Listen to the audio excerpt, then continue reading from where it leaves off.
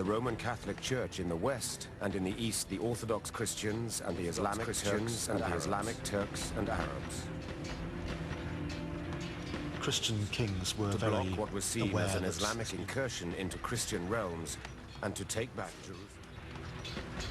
The Holy City had been controlled by Muslims since the 7th century, first by the Arabs and then by the Turks. it was partially psychological, and the religious aspect of getting, but there was also the threat of, as I say, the Seljuk Turks coming into Europe. The repercussions were enormous and permanently changed relationship between Islam and Christianity.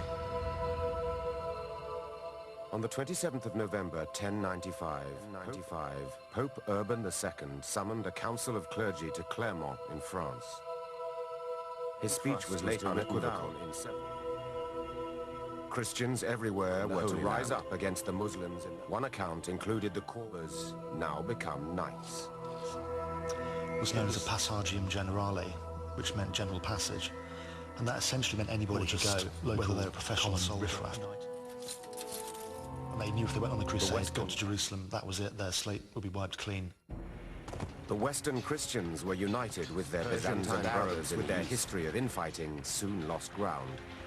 In 1099, the Crusaders captured the ultimate prize, the Holy City itself. The horses were Christians captured Jerusalem, and they slaughtered everybody, Muslim, Jew. With Jerusalem firmly began traveling east in record numbers. They wanted to see where Christ had undergone his crucifixion. What they hadn't counted on was most of the Crusaders, once Jerusalem had fallen, went home. Once you got outside of the city walls of Jerusalem, it was a dangerous place, and just saying that robbers behind every bush, essentially. It was at this point, around the year 1119, that the first Knights Templar came forward. Their founder was Hugh de Pine, a wealthy nobleman from the Champagne region of France. Reputation for both piety and bravery, de Pine offered to recruit 9 members of his family visiting the Holy Land. The original purpose of the Knights Templars was to protect monks, and protecting the roads, patrolling the roads. This was the long-accepted story of how the Knights Templar came into existence.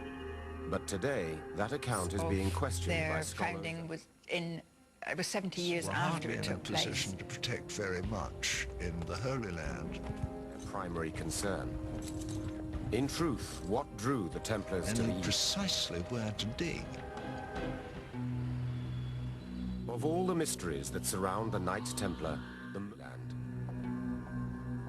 The Templars went to Jerusalem somewhere around 1118, 1119, and then for 8 or 9 years completely disappeared from the scene.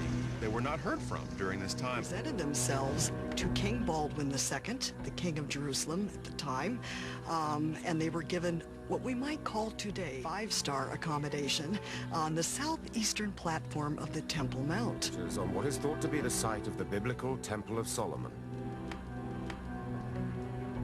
Erected in the first millennium, although the original temple was destroyed by the Babylonians in 586 BC, the Church of the Holy Sepulchre and the Dome of the Rock. It's a sacred area to Jews. It's obviously sacred to Christians because that's where Christ was crucified. And it's sacred to vying for the same spot, basically.